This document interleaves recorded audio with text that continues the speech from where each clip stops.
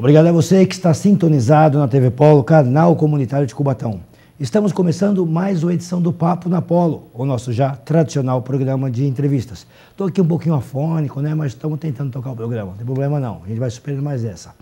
Bem, durante esta semana é nosso convidado, maestro Roberto Farias. Olha, é um ícone aqui da nossa cidade, pessoal que é de banda, vou chamar de Banda do Schmidt, deve estar aqui. Meu Deus, olha o maestro aí, que legal! E para nós é um prazer recebê-lo, tê-lo aqui no nosso programa, é uma satisfação imensa, viu? Obrigado, Marcelo. Eu me sinto bastante honrado com o convite, um momento bastante importante, né, para falar da cultura da nossa cidade, não é? E justamente da área em que a gente milita, né, que é a música e também formação e também dança, né? Olha, formação, isso é muito bacana, porque é o seguinte, a banda sinfônica, hoje a Orquestra Sinfônica de Cubatão, Banda Sinfônica de Cubatão, começou lá com uma banda, foi um Schmidt em que ano, maestro? 1970, o ensaio inaugural foi no dia 4 de abril de 1970. E o senhor já estava com a batuta? Pois é, só tinha 15 anos, era uma criança grande. E aí, muita gente lembra com muita saudade dos concursos feitos pela emissora Record, Sim. Que Cubatão participava, esse acho que foi recentemente voltou a participar, né? E voltou com o mesmo brilho, com a mesma força, com o mesmo reconhecimento de muitos anos, né? Sim, realmente essa era a meta de todas as bandas e fanfarras, né, das décadas de 60, 70, né? 70 foi realmente a efervescência, né, desculpa, das bandas, não é? E fanfarras, e isso muito forte também nos anos 80, período aí que a gente teve uma participação bastante importante, a gente construiu, né, toda uma imagem positiva para aquela cidade que era, na época, considerada Patinho, Vale da Morte. Patinho feio da situação, né? Exatamente, né, tida como a cidade mais poluída do mundo, né?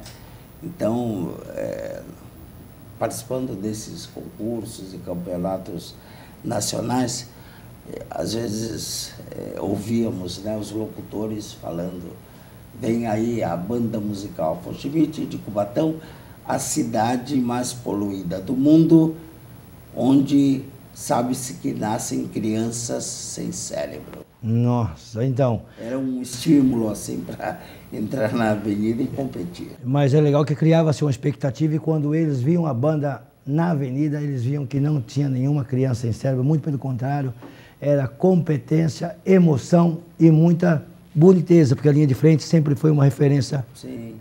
Nacional. Sim, era sempre realmente um desafio, não é?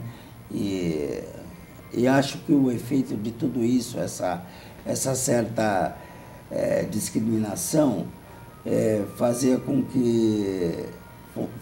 que nós lutássemos ainda com mais garra, né, de provar exatamente o contrário. E foi o que a gente conseguiu. Bem, gente, mas a conversa aqui com o maestro não é exatamente sobre a história da banda, mas não dá para trazer um maestro aqui e deixar de falar desse retrospecto, toda a narrativa, dessa construção que houve aqui em nome da nossa cidade. Vou aproveitar ainda esse assunto, dizer exatamente o seguinte: eu me lembro com muita saudosismo de quando a gente vinha para os desfiles em Cubatão.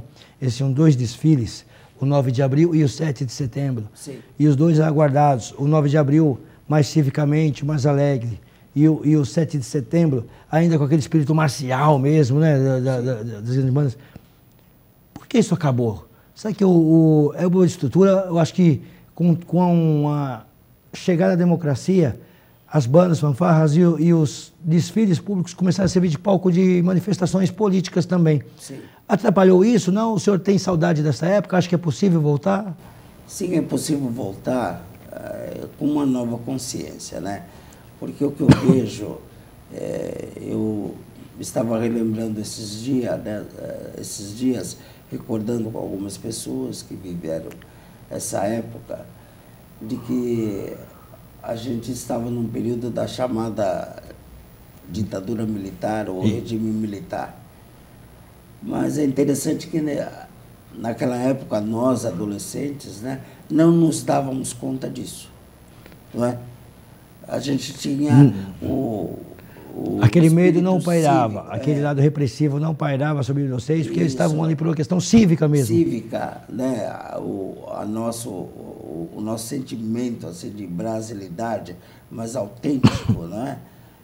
Era muito presente, né? Então, a criançada, os adolescentes, eles pensavam o ano todo, realmente nesses momentos, né? Cubatão, 9 de abril, 7 de setembro. Né? E eu me recordo que em 1970, quando surgiu a banda musical Afonso Schmidt, né? Um projeto que começou no colégio Afonso Schmidt, no 9 de abril, ouviu-se na Avenida 9 de Abril, né, durante o desfile, uma canção, e que chamou a atenção de todos. E eu fui o protagonista aí desse feito, que eu, em frente ao palanque, toquei sozinho, acompanhado pela fanfarra, né, da escola Afonso Schmidt. Toquei uma melodia e que impactou as pessoas. Ecoava, era a melodia que clamava no deserto, sozinha, mas ecoava para o Júnior. E após eu terminar a execução, alguém desceu do palanque e disse: o prefeito quer saber que música é essa que você tocou. Eu disse: este é o hino de Cubatão.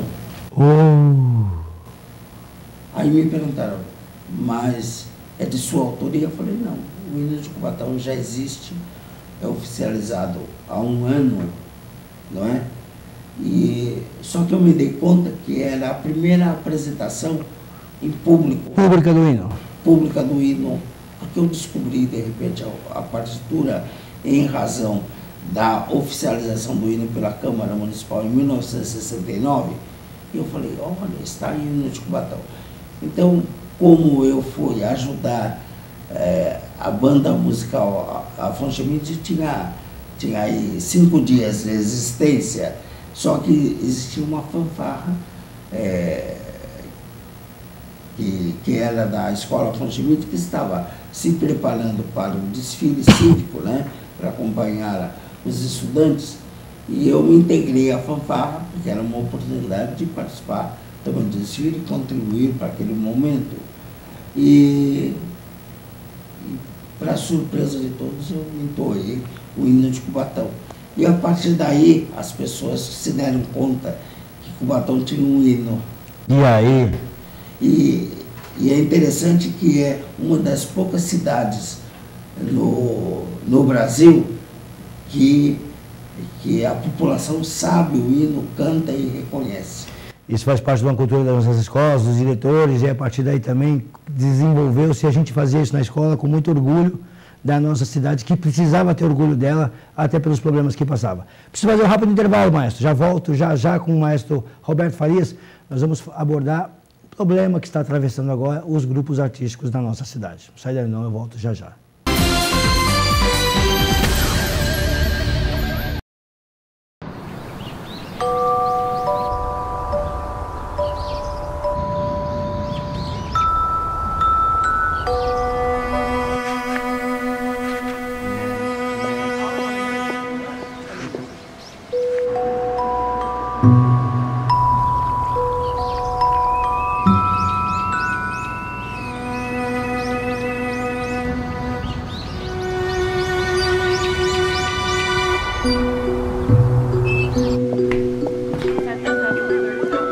Sintomas são como peças de quebra-cabeça.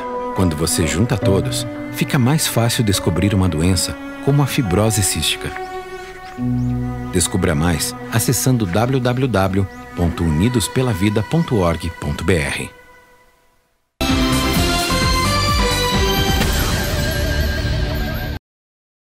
Segundo bloco do Papo na Polo, você já sabe, nós estamos recebendo aqui o maestro Roberto Farias. É uma satisfação a gente conversar aqui sobre a história da banda de Cubatão, sobre a história da música da cidade. E, maestro, a gente falou sobre isso no primeiro bloco, que foi muito legal. Mas agora no segundo bloco a gente vai falar... antes, porém, deixa eu fazer uma referência aqui, que o maestro está aqui e uma outra referência também, que é uma lenda aqui, uma referência musical, um ícone aqui da nossa cidade. Mas eu lembro com muita saudação e carinho de uma pessoa que eu tive orgulho de trabalhar também por muito tempo, que foi a professora Silvia Maria, que é a coordenadora da linha de frente do corpo coreográfico da cidade, né? Que trouxe, além de inúmeros prêmios, mas estava me dizendo que é uma precursora, né? Responsável por muita coisa, né? Por muita inovação. Isso, o trabalho da Silvia, né? Já desde os primeiros dias lá no Afonso Schmidt, em 1970, né? Ele se tornou referência no país. Durante toda a década de 70 que participamos de concursos, vencemos concursos, né? Brasil afora, esse trabalho de linha de frente, hoje corpo coreográfico, não entrava no cômputo das notas de avaliação dos jurados. Mas o trabalho... Desculpa. Mas o trabalho desenvolvido pela Silvia, né, junto à banda musical Afonso Schmidt, depois banda musical de Cubatão, chegou a um nível de excelência tal, não é que não... porque a função das linhas de frente era de porta-bandeiras. Né? Certo. E o brasão, né, o estandarte, não era algo que introduzia o corpo musical, né, nos concursos. Só que a banda musical Afonso Schmidt, depois banda musical de Cubatão, nas suas apresentações em julgamento, né, onde as notas, as peças apresentadas eram notas, eram pontuações para determinar a classificação, a Silva passou a criar coreografias de acordo com a peça que era apresentada. Com a evolução da peça. Em Cubatão, a partir do Afonso Schmidt, tinha essa característica diferenciada de levar realmente a música clássica, né, para a avenida, não é? Então, a música que talvez fosse mais apropriada para um teatro, uma sala de concertos, né? Cubatão transformava as avenidas numa sala de concertos. E era isso, e sempre foi uma grande referência, e é legal que atualmente também faz um trabalho de inovação dentro do que atua, né? Agora, maestro, hoje, nós aqui em Cubatão temos alguns grupos, para as pessoas em casa entenderem, que são financiados pelo município, pertencem ao município. São denominados grupos artísticos de Cubatão. E entre eles nós temos o Projeto Beck, a Banda Sinfônica, o Coral Renascita, o Corpo Coreográfico, não é isso? E qual mais? Nós temos a Banda Sinfônica de Cubatão, que é o mais antigo, né, que remonta lá dos tempos da Banda Musical Afonso Schmidt. Temos a Banda Marcial de Cubatão, cuja origem foi a Fanfarra Municipal de Cubatão. O Coral Zanzalá. Sim, o Coral Zanzalá, sim. Começou no conservatório. O Grupo Renascita, que é o grupo de música renascentista, né? Música antiga, que vem da Idade Média, passa pela Renascença e também entra um pouco no período barroco. Temos o corpo coreográfico da Banda Marcial de Cubatão, né, que é a antiga linha de frente, a Companhia de Dança de Cubatão. Sim, foi campeã agora, recentemente. Premiadíssima no maior festival de dança, né, de Joinville, né? Joinville, o grupo mais premiado, né, do festival, assim como foi o grupo mais premiado do Festival Valentina Kozlova em Nova York. Nossa! Temos também o Coral Raízes da Serra, da terceira idade, né? E o programa BEC, que é o núcleo de formação dos grupos artísticos. Estamos falando de mais ou menos quantas pessoas, mas... Bem, nós temos, pela lei, nós temos uma capacidade de cerca de 320 artistas, sem contar os alunos do programa BEC, que são 450 crianças, né, jovens e adolescentes, não é? Só que hoje nós estamos operando numa capacidade de 280 artistas. Por que eu estou dizendo tudo isso? Estou dizendo tudo isso porque esse projeto está sendo agora, houve uma mudança na lei, houve uma ADIM, que é uma ação direta de inconstitucionalidade, quer dizer, um questionamento a respeito se a maneira com que o município financiava esses projetos era legal ou não. O Ministério Público enxergou uma eventual ilegalidade, vamos dizer assim, ou pediu uma nova adequação e deu um prazo para o município encontrar uma nova forma de financiar esses grupos. É isso, né, Márcio? Sim. Eu não gosto muito de falar dessa questão de ilegalidade. Certo, porque era legal, né? Estava legal até então. Em 4 de abril de 2008, quando foi sancionada a lei, né, aprovada a lei pela Câmara Municipal, nós tínhamos consciência de ser um instrumento legal. Certo. Por quê? Porque ele estava baseado naquilo que estava vigente na época, tomando como modelo, né, outros organismos artísticos, não só de São Paulo, mas como do Brasil, não é? Só que de lá para cá houveram mudanças, não é? Houveram mudanças. E o entendimento do Ministério Público, a partir de uma ação, né, uma ação trabalhista, né? Foi um músico que Isso. Um músico apresentou, questionou, procurou o vínculo trabalhista, não conseguiu. Exatamente. Aí direcionou para o Fórum Civil, que aí o promotor falou, opa, peraí. Aí o Fórum Civil começou a fazer questionamentos, o Poder Público sempre respondendo, até chegar a essa conclusão de que a lei era inconstitucional do ponto de vista do repasse dos recursos, do pagamento, da ajuda de custo aos integrantes. Professores e formadores e os músicos propriamente ditos. Músicos, cantores, bailarinos, não é? Essa sentença foi de maio desse ano, né? 23 de maio de 2018, e a Procuradoria-Geral de Justiça deu um prazo de 120 dias para uma readequação. Certo. E esse prazo está terminando agora no mês de setembro. 23 de setembro. E agora vocês estão na expectativa de o que vai ser do financiamento dos grupos artísticos da cidade. Exatamente. O que ocorreu é que após a publicação dessa ação de inconstitucionalidade, formou-se um grupo de trabalho por iniciativa da Câmara Municipal e trabalhamos 2 meses em cima disso, na busca dessa saída, na busca de um caminho legal para regularizar a situação. A regularização da situação. Bem, o risco é o seguinte, gente, o risco os grupos podem ficar sem financiamento no final do ano se não houver uma solução para esse imbróglio jurídico em que os grupos acabaram tendo que enfrentar. Os músicos por si só não tem nada a ver com isso, é um problema de gestão pública mesmo, que tem que ser agora enfrentado pelo administrador, pelos agentes legislativos, no caso os vereadores, que tem como beneficiário direto os músicos e artistas da nossa cidade. Eu falo músico, mas são músicos, bailarinos, enfim, vários artistas. Tenho tempo, Francisco? Posso ir para o intervalo, é isso?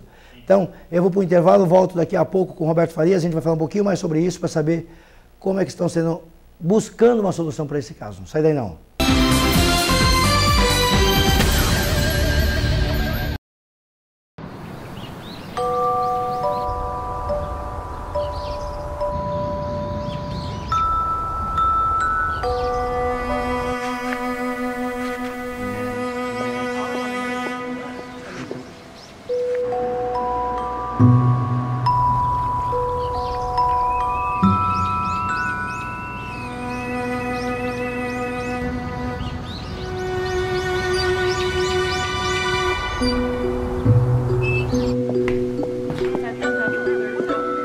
Sintomas são como peças de quebra-cabeça.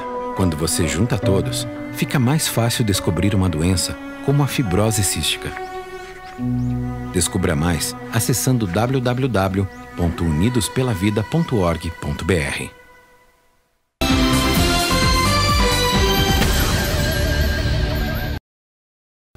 Estamos de volta para o terceiro bloco do Papo na Polo. Nosso convidado da semana, o professor Roberto Farias. A gente começou um pouco sobre isso.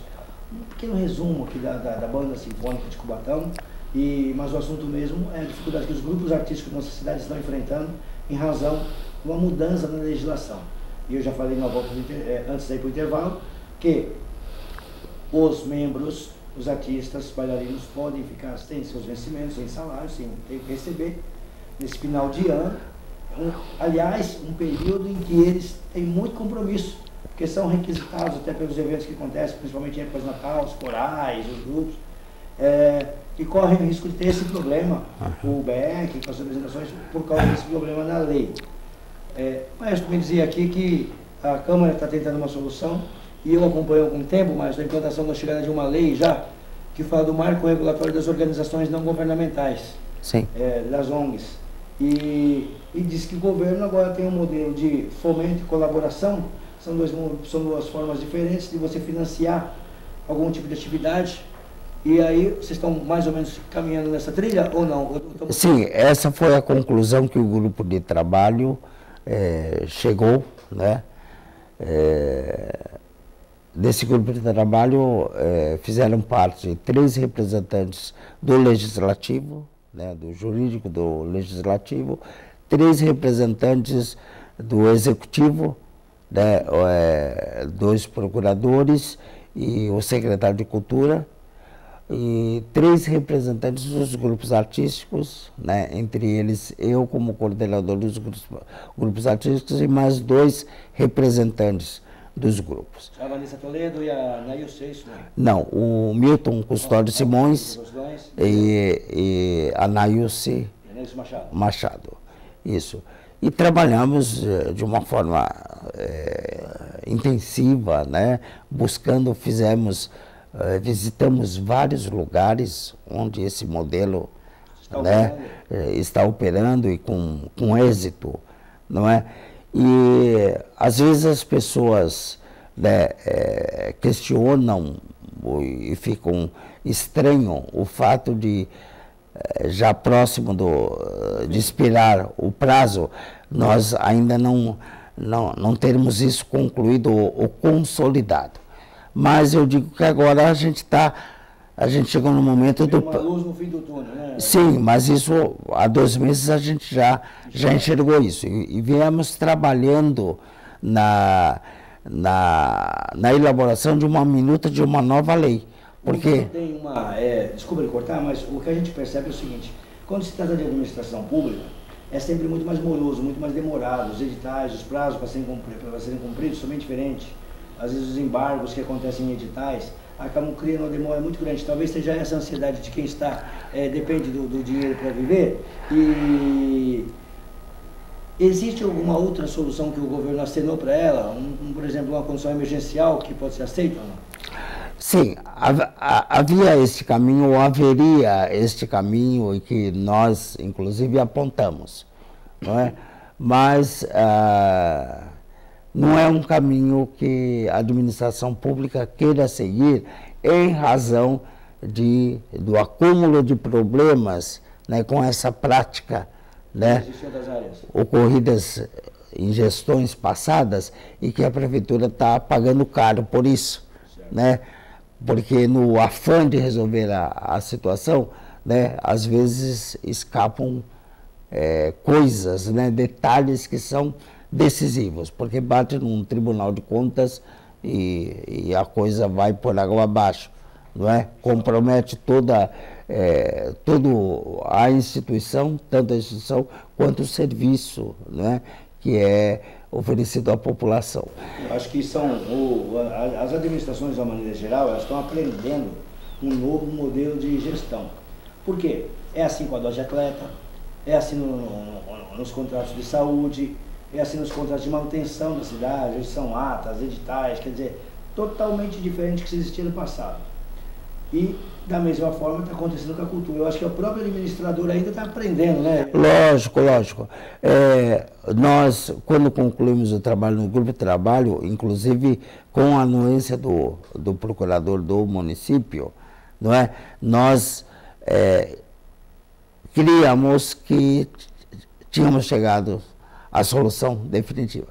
Só que agora, nesse momento de que há necessidade também da edição de uma nova lei, uma lei substitutiva, porque a lei 3232 de 2008, uma lei municipal, a lei 3232 de 2008, né, que instituiu os grupos artísticos de Cubatão, ela perde os seus efeitos agora no dia 23 de setembro. Então precisa haver uma lei substitutiva para que esse edital de chamamento público, né, para gerir grupos artísticos tenha uma direção, ou seja, gerir que grupos artísticos? Esses instituídos pela lei número tal de 2018. E me diz uma coisa, a criação dessa lei, ela já está sendo trabalhada na Câmara Municipal? O Executivo tem alguma ideia? Já fez alguma proposta de legislação, algum projeto de lei? Não, não, sim, já existe uma minuta que nós discutimos, debatemos, adequamos, não é? Só que é o momento que nós chegamos que é o pente fino, ou seja, antever, fazer uma revisão do texto da lei para lá na frente não acontecer o que está acontecendo com a lei 3232. Sim, bem feito. Olha, um ponto importante é a gente amadurecer e buscar realmente outras referências, porque a própria lei de incentivo também, ela é uma lei que tem data de validade, porque ela é uma lei de fomento, né? Então você tem que andar sozinho depois, não é? Então nós temos que criar ainda um outro caminho. Para me levantar a plaquinha ali, temos 2 minutos para terminar o programa. Sim. Então essa morosidade que a gente fala do serviço público, né? Porque cada um pensa no seu quadrado, né?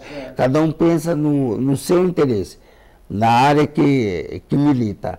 Só que a gente tem, né, eu estou aqui em defesa até do Executivo, não sou servidor público, eu presto serviço, né, na área cultural. Bem, existem muitas demandas, não é? E, logicamente, você não tem uma equipe só para cuidar de grupos artísticos. Né? Você tem a questão de saúde, a questão de educação, a questão de segurança, a questão de assistência social, não é? E que tudo passa pelo jurídico. Qualquer tipo de contratação, qualquer tipo de ação que envolve recurso, né, ele passa pelo jurídico.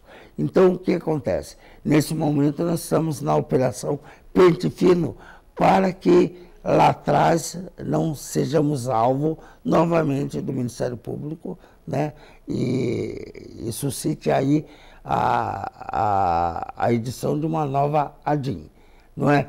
Então, só que está havendo um empenho do Legislativo em apresentar subsídios, inclusive do repasse de recursos para que isso aconteça, porque o orçamento zerou dos grupos artísticos agora em agosto. Só que o Poder Legislativo se prontificou em fazer um repasse de uma sobra desse exercício para que os grupos sejam mantidos até dezembro de 2018. Então isso está mais ou menos assegurado?